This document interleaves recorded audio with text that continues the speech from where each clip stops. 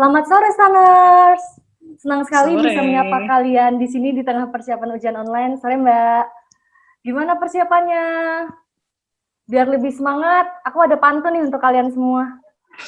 Ke Papua bersama si Akbar. Di Asik, tengah cakep. jalan, bertemu Sian. Cakep. Oke, cakep. Hai semua, apa kabar? Udah siap belum ujian? Oke, udah siap dong pastinya. Semoga baik-baik aja ya, dan semoga makin siap menghadapi UTS. Dijaga kesehatannya, dan kalau lagi sakit, semoga cepat sembuh. Kita kenalan dulu ya. Panggil saya Messi, saya dari Kebenaran Negara 2017, dan di sini akan menemani kalian di Sun Live episode ke-6 di bulan ke-6. Spesial banget nggak sih? Tentunya yang kita bahas hari 666 ya? ini, 6. Tentunya yang kita bahas hari ini menarik sekali, karena menyangkut bagaimana persiapan hati dan pikiran kita menghadapi UTS online perdana. Memang yang pertama itu selalu menegangkan, tapi dibawa santai aja ya.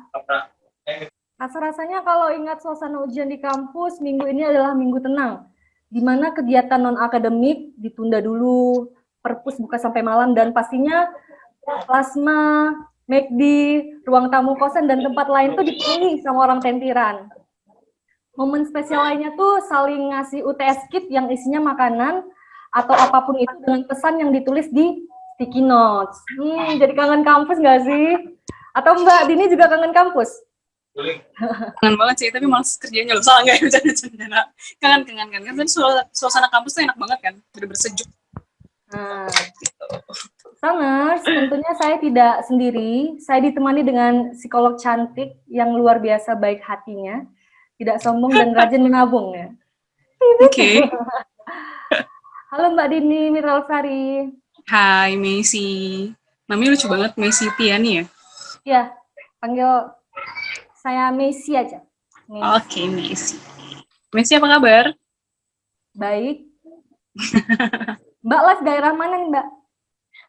Live daerah Jakarta Selatan di Ragunan. Oh, saya di Kalau Medan. Messi dari mana? Di Medan. Oh, dari Medan. Mesti lagi di Medan juga? Iya. Oke, berarti kita disatuin di sini untuk menyapa Saners. Ya? Iya. Luar biasa di sini ya. untuk menyapa Saners di seluruh daerah di Indonesia. Asnya keren banget. Mbak Dini kesibukannya belakangan ini apa? Ya kalau misal kesibukan masih WFH ya, jadi tetap menerima konseling, terus juga ada konseling support group dan beberapa kerjaan lainnya gitu. Setiap harinya kerja pastinya. Oh. Sama ya di rumah aja, orang nggak bisa ngapain juga kan. Iya sih. Kalau aku sih sibuknya belajar. Luar biasa, anak kuliahan. Iya. Gimana nih Mbak? Kayak ada pertanyaan-pertanyaan ketika saya dan Saners lainnya tahu nih akan ada ujian online. Mbak Dini bisa bantu ngasih pencerahan gitu lah ya, motivasi-motivasi dan bagaimana lah biar kami tuh makin bermental tangguh nih menghadapi UTS. Bermental tangguh. Iya, bisa sih. Tergantung request pertanyaannya sih. Kira-kira apa nih yang teman-teman pengen tanyakan ke saya atau pengen kepoin ke saya gitu. Kira-kira apa sih kesulitannya atau ketakutannya atau kepanikannya menghadapi ujian online yang baru pertama kali ya? Seumur hidupnya teman-teman kali ya. Lebih banget. Oke lah Mbak ya, kayaknya Mbak Dini juga udah siap sama pertanyaannya. Oke Mbak, dengan UTS online ini, bagaimana sih cara saya supaya bisa menyesuaikan diri dengan metode ujian yang baru? Nah, gimana caranya bisa menyesuaikannya? Nah, berarti ada perbedaan antara UTS yang biasa atau ujian yang biasa sama ujian online. Ya. Nah, yang perlu kamu ketahui adalah identifikasi dulu nih perbedaannya apa. Pasti ada perbedaan-perbedaan teknisnya kan. Nah, buat to-do list-nya atau checklist-nya. Misalnya persiapan yang perlu dari segi infrastruktur, misalnya perlu adanya laptop, perlu adanya misalnya wifi yang bagus, perlu adanya form-form lain yang perlu diisi atau ketentuan-ketentuan lainnya, itu benar-benar harus disiapkan dari segi infrastrukturnya. Terus juga perlu siapin kalau bisa ruangan khusus biar nyaman, biar nggak terganggu. Gitu. Kalau misalnya sulit, nggak apa-apa di ruang tamu, tapi minta tolong ke keluarganya buat jangan diganggu dulu nih gitu. Jadi benar-benar cari infrastruktur atau perlengkapan yang mendukung. Karena kan perbedaannya dari perlengkapannya ya. Iya, Itu iya, yang iya. pertama sih. Nah, kemudian jangan lupa juga siapin diri. Nah, siapin diri ini ya tadi dengan cara belajar yang optimal dan maksimal, tapi mungkin agak berbeda ya belajar online sama belajar langsung ya, karena ada beberapa kendala. Yap. Mungkin interaksi dengan dosen jadi nggak bisa tektok dengan enak ya, dan juga nggak bisa nanya ke teman. Kalau misalnya belajar langsung kan kalau nggak ngerti tinggal nanya atau nyenggol temennya, ini gimana nih, gue nggak ngerti, tolong lu ngajarin. Kalau misalnya belajar online kan susah kan. Nah, itu perlu strategi-strateginya juga gitu. Nah, kalau misalnya semuanya udah optimal, udah kalian cek sebagian udah optimal, ya udah, go ahead, Go siapkan. ahead. Gitu. Siap dapat nilai bagus lah ya pas ujian. Ya. Tapi sebenarnya ada perbedaan nggak sih dari infrastrukturnya atau form-formnya kalau menurut dari kamu sendiri? Lumayan sih, kayak ketika kita nggak Hmm? tahu tuh nggak tahu gitu siapa yang mau ditanya secara langsung. Kan kalau lewat ngetik tuh kayaknya itu ya, apa yang namanya? Kadang ngerti gak ngerti gitu. Tapi kalau misalnya berarti Apa? sebenarnya yang perlu disiapkan benar-benar ini ya, wifi, laptop, handphone, dan sinyal ya, dan Iya. kuota ya. Dan jiwa yang semangat. Oh ya, sama perlu juga ini sih baca ketentuan dan peraturannya ya, karena pasti berbeda antara pembelajaran atau ujian online sama ujian langsung, karena pasti banyak peraturan-peraturan beda.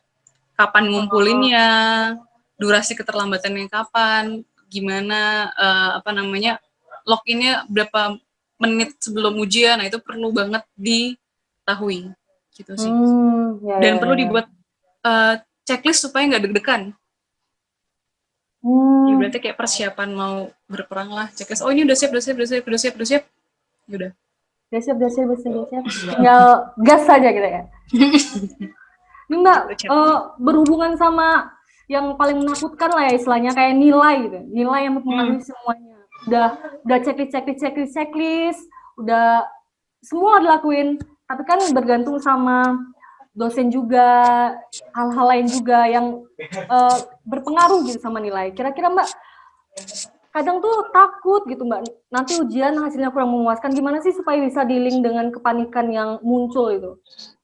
Oke, dealing dengan kepanikan, yang pertama adalah kalian benar-benar harus membuat strategi belajar yang baik dan optimal menurut kondisi masing-masing.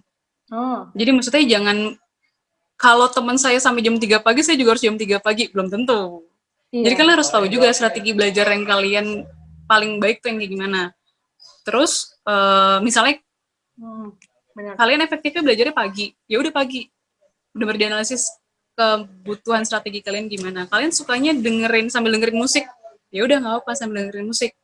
Ada juga yang punya strategi misalnya pakai mind map atau malah ikut tentir atau ngobrol sama temennya. Jadi bener-bener bikin strateginya.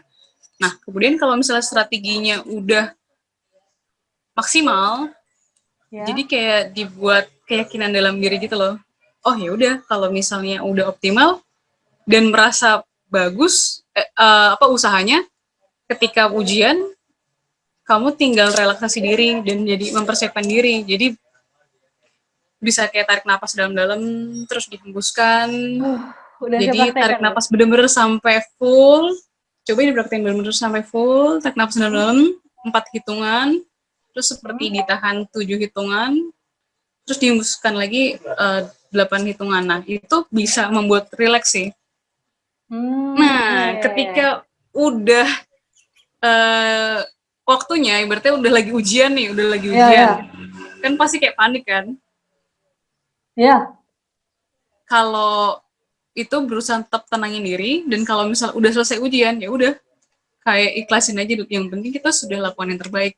Kayak lagunya ini, apa tuh? Asian Games, yang show the world you're the best apa gitu nggak salah. Jadi intinya dia terakhirnya dibilang bahwa give your best, let God to the rest. Jadi ibaratnya kalau kita udah yakin melakukan yang terbaik, supaya nggak panik, ya udah ikhlasin aja apapun yang terjadi. Yang penting kita udah lakukan yang terbaik gitu sih intinya. Iya, iya, iya. Kayak datang, kerjain, lupakan. Tapi harus optimal, intinya gitu. Ada optimal, benar. Tapi sebelumnya harus optimal, jangan nggak belajar. Iya sih, jadi kayak nggak usah dibawa beban banget lah ya Mbak ya.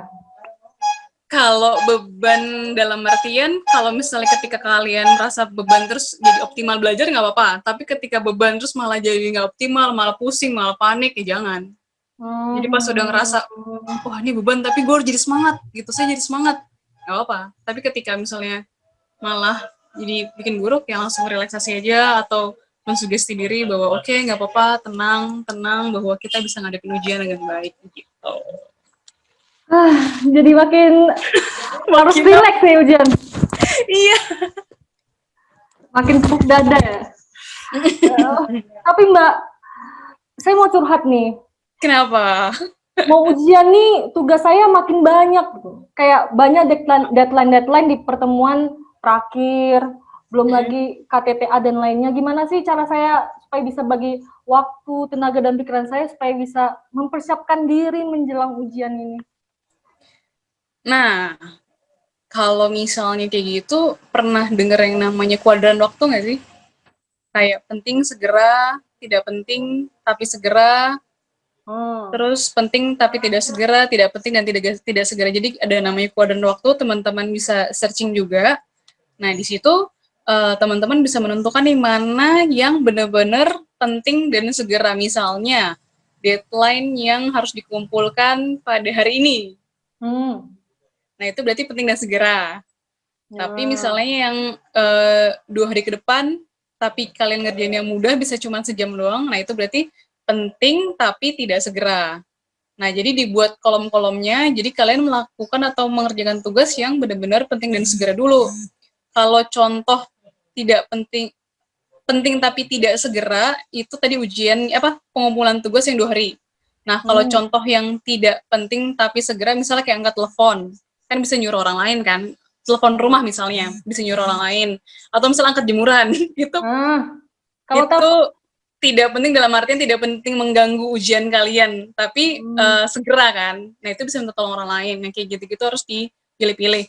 Kalau tidak penting dan tidak segera, misalnya main games, main IG, nah itu coba dihindari dulu tuh, kayak gitu-gitu, jadi dibikin aja. Kalau telepon pacar? Telepon pacar, kalau misalnya bisa menenangkan hati dan kalau teman lagi panik banget itu bisa dianggap penting dan segera. Tapi kalau misalnya chat doang itu adalah tidak penting dan tidak segera. Jadi teman-teman yang bisa mengidentifikasi sendiri sih. Iya Boleh sih. dicek juga. Tergantung pikiran teman-teman lah ya.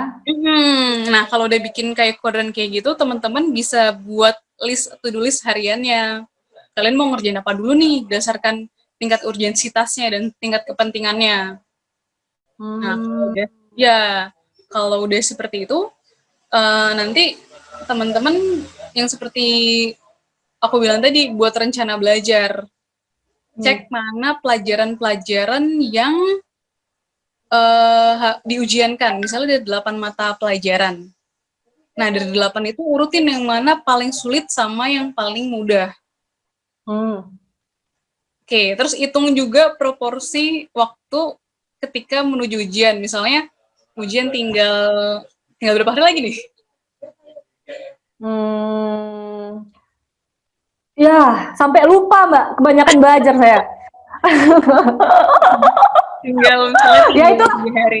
pokoknya ya last day gitulah. Tinggal 3 hari lagi. Nah, dihitung nih strateginya, pelajaran mana yang benar-benar paling susah dan butuh belajar ekstra. Nah, nanti teman-teman bisa kayak bagi proporsinya, oke, pelajaran A itu saya harus menghabiskan waktu 5 jam, berarti besok hari Jumat saya harus belajar pelajaran A dulu, dan misalnya hari Senin diujiankan, nah gitu. Jadi benar-benar dihitung beban pelajarannya dan kesulitannya. Jadi teman-teman bisa kayak buat hitung-hitungan kayak gitu. Jadi nanti diwaktuin, oh udah belajar ini, udah belajar selama 5 jam, oke, next ganti pelajaran yang lainnya. Jadi harus disiplin juga. Gitu. Nah, terus teman-teman juga bisa ini kalau untuk pelajaran yang berat itu enaknya biasanya di jam-jam optimal. Misalnya baru bangun tidur pagi-pagi. atau baru Oh. bangun tidur siang misalnya, ya kan biasanya tuh Oh. lebih fresh tuh langsung aja pegang buku yang pelajaran yang paling berat langsung Oh. belajar, jadi benar-benar jadi biar masuknya tuh efektif dan efisien gitu. Nah kalau misalnya ada juga trik lainnya. Jadi misalnya untuk pelajaran yang ringan dalam artian teman-teman hanya bacaan atau hafalan, nggak butuh latihan. Dan itu bisa curi-curi waktu. Misalnya teman-teman lagi sambil masak nih, sambil masak, Ya, sambil masak untuk keluarga kan. Yaudah sambil aja ya. buka not-not tentang pelajaran yang lebih mudah diresapin itu bisa. Jadi Nanti efektifkan waktu. Masaknya hmm, itu ya. asal nggak ke, ya, asal nggak ke tukar aja gula sama garam ya, Pak. Oke deh, Mbak. Gitu sih. Ngomong-ngomong, Mbak tadi nyinggung-nyinggung masak nih. Iya sih, bener banget belajar di rumah membuat saya dan standar lainnya juga disibukkan dengan urusan rumah. Bagaimana seharusnya saya bisa tetap menyiapkan waktu atau punya waktu untuk ujian ini? Oke, kalian disibukkan sama urusan rumah tangga ya? Terutama misalnya orang tua minta tolong macem-macem ya? Iya pula, iya. Iya, tolong dong bikin ini, tolong dong ini. Nah, eh, kalau kalian udah punya to-do list, Ya. kayak tadi, rencana harian apa sih yang mau kamu lakukan hari ini? Nah, di situ Hmm. kamu juga selipkan urusan-urusan yang rumah tangga lainnya, ibaratnya ngebantuin orang tua, gitu. Nah, misalnya kalian disuruhnya pagi-pagi, misalnya nih pagi-pagi nih. Oh. Nah, biasanya kalian kerjanya pagi-pagi, tapi ternyata jam efektif kalian belajar itu pagi. Nah, itu bisa dinegosiasikan juga sama orang tua. Boleh nggak dalam uh, Yap. 2 minggu ini request deh ngebantunya di sore hari misalnya, karena sambil refreshing. Oh. Itu udah negosiasi sama orang tua juga. Atau requestnya boleh nggak dikurangin tugasnya, kamar nggak apa-apa deh berantakan dikit, yang penting saya mau belajar. Jadi kayak perlu negosiasi dan komunikasi juga ke keluarga, dan ditunjukin juga ini list saya hari ini mau kayak gini loh, boleh nggak toleransinya gitu. Jadi biar nggak terlalu burnout ya, nggak terlalu capek juga, banyak hal-hal yang perlu kita kerjakan. Iya sih Mbak, kadang juga keadaan rumah tuh nggak kondusif untuk belajar. Gimana ya, supaya apakah perlu cari tempat lain untuk belajar atau gimana Mbak? Supaya bisa fokus. Iya ya, tempat lain. Kalau misalnya ada sih nggak apa-apa. Kira-kira misalnya ada Hmm. rumah saudara yang bisa diizin untuk pakai, misalnya dia ada ruangan kosong ya Hmm. nggak apa-apa. Misalnya ada juga apa, kalau keluar rumah lagi WFH susah juga ya. Iya. Bisa saya, ya susah juga ya kalau, ya paling bisa kayak numpang ke rumah saudara sih, karena kalau misalnya tempat makan atau daerah apa fasilitas publik kan emang tidak dimungkinkan kan.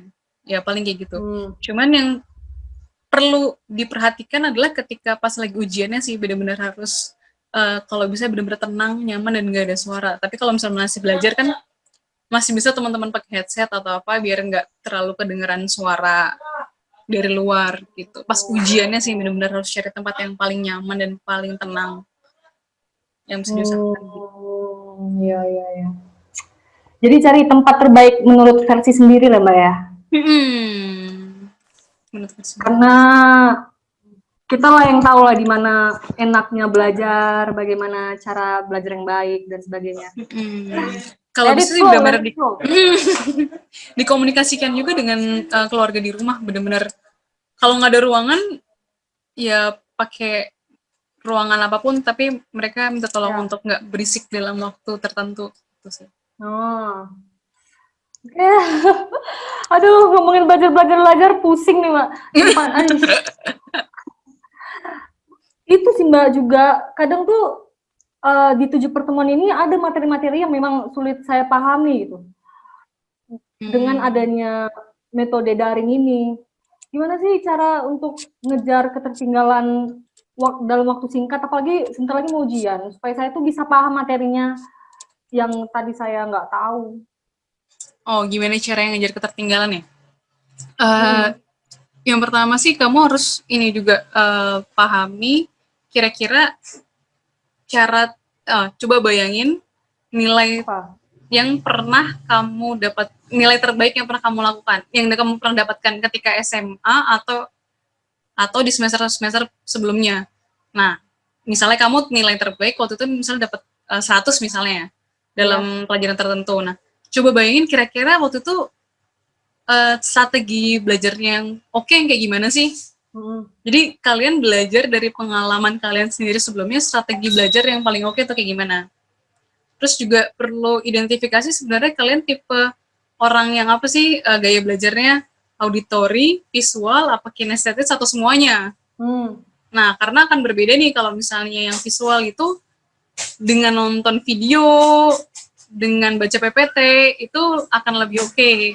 Nah, kalau tipe auditory, kayak saya nggak bisa berisik. Dan saya bahkan terkadang lebih enak itu minta tolong temen untuk ngajarin saya. Ini agak merepotkan orang lain sih. Nah, tapi untuk tidak merepotkan orang lain, cara saya adalah kayak berbicara keras atau membaca keras. Pernah nggak sih membaca keras atau membaca dalam hati tapi agak sedikit bersuara? Nah, itu benar-benar bisa kayak nyerap ke ingatan saya, ke short term memory atau long term memory gitu, dengan cara membaca keras. Jadi kalian perlu pahami juga. Nah, ada juga tipe yang kinestetis. Kalau tipe kinestetis itu adalah tipe yang praktek. Jadi orang yang suka latihan soal, nah itu biasanya kinestetis, atau suka yang praktikum zaman dulu kita kuliah SMA atau SD atau SMP pernah ada praktikum. Nah itu orang kinestetis oke banget. Atau mereka belajar ngerjain soal sambil lihat materi-materi sebelumnya. Nah itu tipe kinestetis. Kalau saya nggak bisa tuh ngerjain soal terus lihat materi sebelumnya, itu saya nggak bisa. Jadi kayak buyar. Karena nggak tergambarkan sebenarnya materi yang utuh kayak gimana. Jadi sebenarnya sesuaikan dengan ini kalian, gaya kalian masing-masing, dan identifikasi juga keberhasilan kalian tuh kemarin tuh pakai cara yang apa. Gitu.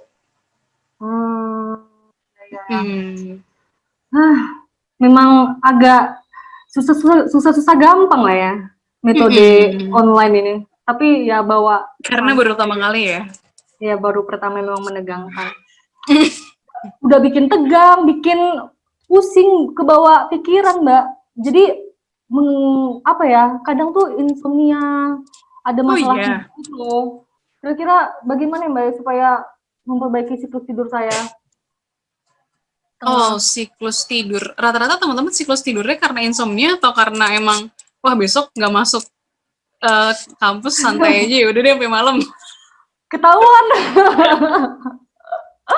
Iya, karena beberapa temen juga teman kantor lama juga udah kebiasaan nih, karena besoknya nggak perlu mandi pagi, ya kan? Kepikiran besoknya nggak perlu mandi pagi, tinggal online nge-zoom, kuliah online juga nggak perlu. Jadi akhirnya mereka malesnya karena ya tadi nggak perlu siap-siap gitu. Nah, gimana caranya supaya nggak insomnia? Karena emang kalian udah settingannya seperti itu. Yang dibalikin lagi aja jam tidurnya. Jadi kalian kayak buat alarm, oke, jam 10 udah harus tidur. Anggap saja besok kalian benar-benar masuk kuliah. Terus juga setting besok pagi langsung mandi, kayak seakan-akan berangkat ke kampus. Dan yang rapi, ya cukup rapi, dan kayak meyakinkan diri bahwa oke, besok mau ujian atau besok mau kuliah. Itu kalau misalnya emang kebiasaannya terbentuk karena merasa bahwa besok nggak harus ngapa-ngapain nih gitu. Karena jadwalnya berubah kan, jadi jadwal mandi jadi jam 12 siang gitu. Nah itu kalau faktornya seperti itu. Nah tapi kalau misalnya nggak bisa tidurnya karena faktor kepikiran, itu beda lagi caranya. Gimana beda tuh? Kan dua hal yang beda. Nah kalau misalnya faktor kepikiran, ketakutan, terus jadi ketika lagi merem terus ngebayangin angka-angka, pernah nggak kayak gitu? Saya sering itu Mbak, belajar tapi dalam mimpi. Gimana tuh?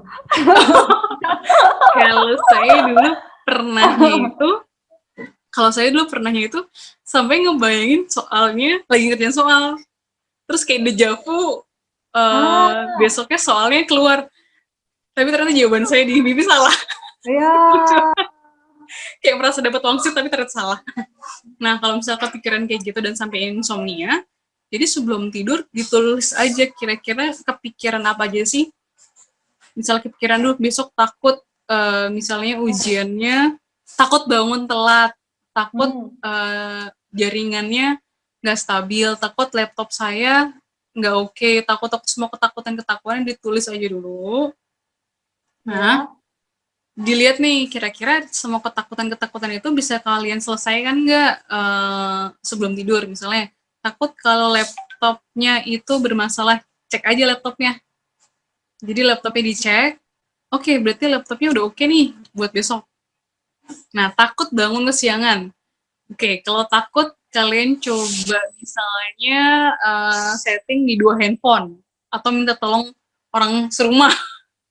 Jadi bener-bener ketakutannya kan udah terini kan. Masa ya satu handphone nggak denger, ya udah ada handphone kedua, atau nggak orang-orang di sekitar kalian ngebangunin kalian mau ujian. Iya. Ya suka gitu kan. Nah juga misalnya kayak takut ujiannya sulit, ya udah yakinin diri aja kalau misal udah belajar optimal, ya udah. Kalau saya sih dulu strateginya adalah ketika udah jam 11 malam, berarti udah saatnya tidur. Lumayan bagus juga ya, Bu. Uh, atau maksimal jam 12. Jadi kalau misalnya jam 5 sore nih, saya masih ketinggalan misalnya Apa ada tuh? 5 bab. Jam Banyak 5 juga ya. sore, misalnya 5 bab. 5 bab tapi dalam artian tinggal review aja. Nah, berarti dari Ah, jam 5 sampai jam 10, satu bab itu maksimal 1 jam 40 sampai 40 sampai 1 jam. Karena sisanya kan pasti kayak minum atau segala macam kan. Nah, saya setting seperti itu. Jadi nanti kalau misal pas lagi review, pas udah mau sejam atau udah mau sejam, langsung saya cepetin belajarnya. Oke, terus next bab berikutnya. Nah, sampai target adalah selesai jam 11 gitu. Jadi ada kayak bikin targeting waktu juga. Nah, ketika udah dibikin target, ya udah setelah jam 11 cek jam setengah 12 apakah masih ada yang kurang. Kalau nggak ada tidur, kayak udah dipaksain tidur aja. Karena semakin lama tidur itu semakin yang kita ingat malah besoknya takutnya lupa. iya, iya. Sebenarnya Gitu. ada juga sih tips lain kayak misalnya nggak usah megang HP lagi. Biasanya tuh HP nge-distract pikiran kita supaya nggak tidur loh, Mbak. Iya nggak sih? Iya bener-bener. Iya, anak zaman sekarang banget ya. Iya dong. Nonton YouTube trending. Apa tuh? KKI Iya. bukan boneka ya. Apalagi sekarang udah Netflix ya. Ini Nggak Mbak, boleh itu, ada nggak boleh nyebut. pertanyaan. Hmm. Nggak boleh nyebut itu ya, nggak boleh nyebut Oh ya, merek ya. Pip. Oh ya, ada Tip. banyak ini yang. Mbak, ada satu pertanyaan lagi nih dari pemirsa di rumah. Ya, Oke. dia nggak paham nih kalau dikasih materi online. Jadi pahamnya kalau dikasih materi langsung. Jadi bagaimana ya? Hmm, yang dia nggak paham itu apanya ya? Maksudnya kan sebenarnya perbedaannya hanya ketemu tatap muka dan online. Nah, apanya nih yang dia nggak paham? Apakah si dosennya jadi berbeda ngejelasinnya, jadi nggak pakai contoh, Ya. atau dosennya online-nya hanya via share PPT dan WA-nya. Jadi harus diidentifikasi dulu.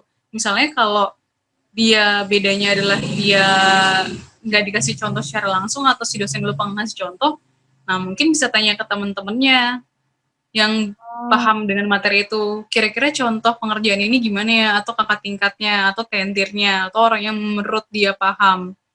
Atau kalau boleh dan kalau berani nanya langsungnya ke dosennya, Pak, saya nggak paham nih. Kalau secara langsung kan Bapak biasanya ngasih contoh ngerjain ini kan. Boleh kasih contoh nggak ke kelas kita misalnya gitu kan, nggak apa-apa, dosen juga welcome kok. Ya, ya, ya, ya, ya. Beneran nggak paham. Soalnya saya juga pernah ikut kelas online-nya keluarga saya. Jadi dia lagi kuliah, saya nguping gitu kan.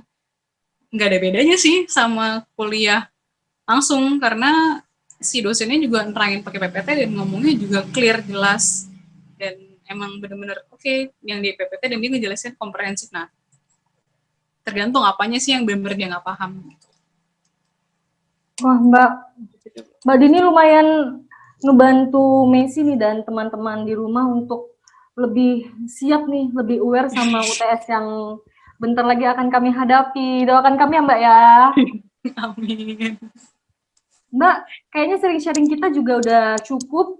Pertanyaan yang ada di pikiran Messi juga udah terjawab dan udah kayak dapat pencerahan lah istilahnya. Makasih ya Mbak Dini.